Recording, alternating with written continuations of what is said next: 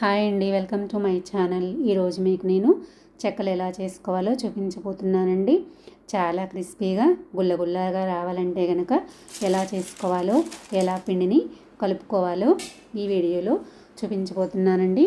మీ దగ్గర పూరీ ప్రెస్ లేకపోతే కనుక ఎలా చేసుకోవాలో చిన్న టిప్తో చూపించబోతున్నాను. తప్పకుండా ట్రై చేయండి. నేను ఒక గిన్నె తీసేసుకొని ఈ కప్పుతోటి పెసరపప్పును తీసుకొని దానిలో వాటర్ పోసి 2-3 సార్లు కడిగేసి నానబెట్టేసుకున్నానండి. మినిమం 1 నుంచి 2 గంటల వరకు నానాలి.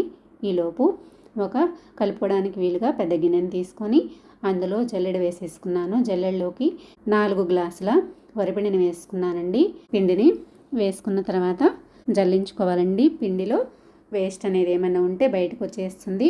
మీరు మరవేయించుకున్న పిండిని అలానే వేసేసుకోవద్దండి. ఇలా జల్లించి వేసుకున్నారంటే కనుక చూసారా, వేస్ట్ అనేది బయటకు వచ్చేసింది కదా.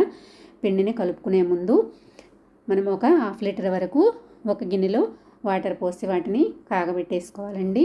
పెసరపప్పు అనేవి నానిపోయినాయి కదా. నానిపోయిన పెసరపప్పుని పిండిలో వేసేసుకున్న తర్వాత పచ్చిమిర్చిని 8 నుంచి 9 తీసుకున్నానండి నేను. అల్లము ఈ చిన్న ముక్కని తీసుకున్నాను. ఇప్పుడు ఒక మిక్సీ గిన్నె తీసేసుకొని మిక్సీలో పచ్చిమిర్చిని వేసుకున్నానండి. అల్లం ముక్కని ఇలా చిన్న చిన్న ముక్కలుగా కట్ చేసి వేసుకున్న తర్వాత దీన్ని కచ్చాపచ్చాగా గ్రైండ్ చేసుకున్న తర్వాత ఇందులోకి ఒక 3 కరివేపాకు రెమ్మలు వేసుకున్నానండి. జీలకర్ర 1 స్పూను వేసుకొని దీన్ని కూడా కచ్చాపచ్చాగా మిక్సీ వేసేసి పెట్టుకున్నాను. ఇప్పుడు ఈ మిశ్రమాన్ని మనము పిండిలో వేసేసుకుందామండి. నేనైతే ఎండు కారం వాడట్లేదు, ఇలా పచ్చిమిర్చి కారమే సరిపోతుంది నాకు. తర్వాత సాల్ట్ 3 స్పూన్ల వరకు సాల్ట్ వేసుకున్నానండి. ఇప్పుడు సాల్టు, పెసరపప్పు, పచ్చిమిర్చి పేస్టు అంతా పిండిలో బాగా కలిసిపోయేలాగా ఒకసారి ఇలాగ కలిపేసుకున్న తర్వాత ఇందులోకి 2 రెబ్బల కరివేపాకును తీసుకొని ఇలా చిన్న చిన్నగా కట్ చేసి వేసుకుంటున్నానండి. ఇలా కట్ చేసుకోవడం వల్ల టేస్ట్ చాలా బాగుంటుందండి. ఇలా కరివేపాకు వేసుకున్న తర్వాత ఒకసారి బాగా కలిపేసుకున్నాను. ఈలోపు మనకు వాటర్ అయితే మరిగిపోయినాయి కదండి. ఈ మరిగిన వాటర్ని ఇప్పుడు పిండిలో పోసేసుకుందామండి. వేడి నీళ్ళు కాబట్టి కాలుతుంది కదండి.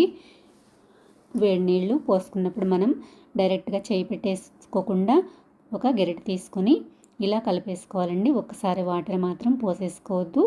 ఇలా కొంచెం కొంచెం పోసుకుంటూ గరిటె పెట్టి కలిపేసుకోవాలండి. ఇలా కలుపుకున్న తర్వాత గరిటెతోటి పిండిని ఇలా ప్రెస్ చేసేసి ఒక మూత పెట్టేసి ఒక 5 నిమిషాల పాటు పక్కన పెట్టుకోవాలి. ఇలా పెట్టుకోవడం వల్ల పిండి అనేది సాఫ్ట్గా వస్తుందండి. చూసారా కదా, పిండి అయితే శుభ్రంగా ఆరిపోయింది. కొంచెం ముద్దలాగా కూడా వచ్చేసిందండి. నేనైతే అప్పుడు పోసుకున్న వాటరే సరిపోయింది, మళ్ళీ వాటర్ యాడ్ చేసుకోలేదు.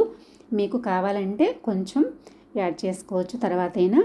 ఈ విధంగా పిండిని కలుపుకున్నామంటే మనకి చెక్కలు అనేవి బాగా వస్తాయండి. ఎక్కువ నూనె కూడా పీల్చామన్నమాట. ఇలా కలిపేసుకున్నాం కదా. పిండి ఆరిపోకుండా ఉండాలంటే ఒక ప్లేట్ బాయిలింగ్ చేసుకొని పక్కన పెట్టేసుకుందాము.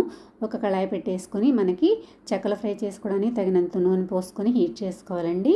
ఇప్పుడు మనం చేసి పెట్టుకున్న పిండి ముద్ద ఉంది కదా, వాటిని చిన్న చిన్న ముద్దలుగా ఇలా రౌండ్లు చేసేసుకున్నానండి. ఇట్లా రౌండ్లు చేసి పక్కన పెట్టేసుకొని ఒక కవర్ వేసేసుకొని దాని మీద 1 స్పూన్ ఆయిల్ వేసేసుకొని ఇలా స్ప్రెడ్ చేసేసుకున్నానండి.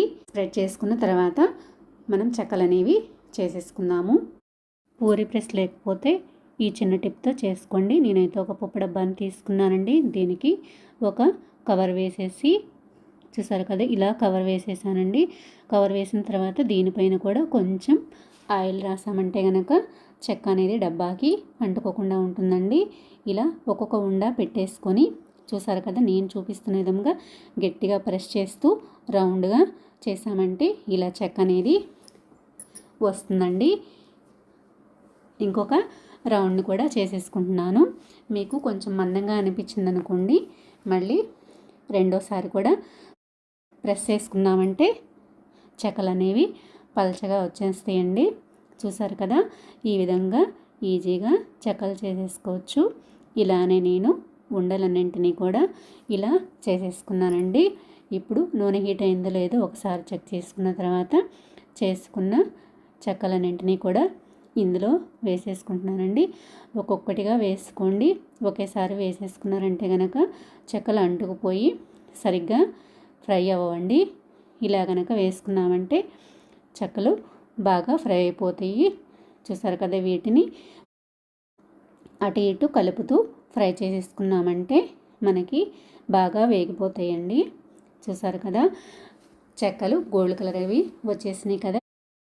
వీటిని ఒక జల్లెడలోకి తీసేసుకొని ఒక ప్లేట్లో పెట్టేసుకున్నామంటే కనుక నూనె అంతా కిందకు వచ్చేస్తుందండి. చూసారు కదా, ఇలా అయితే ప్లేట్లో పెట్టేసుకున్నాను. నేను మిగిలిన చెక్కలన్నిటినీ కూడా ఇదే విధంగా చేసేసుకున్నానండి. నాకైతే చాలా క్రిస్పీగా చాలా బాగా వచ్చినాయండి.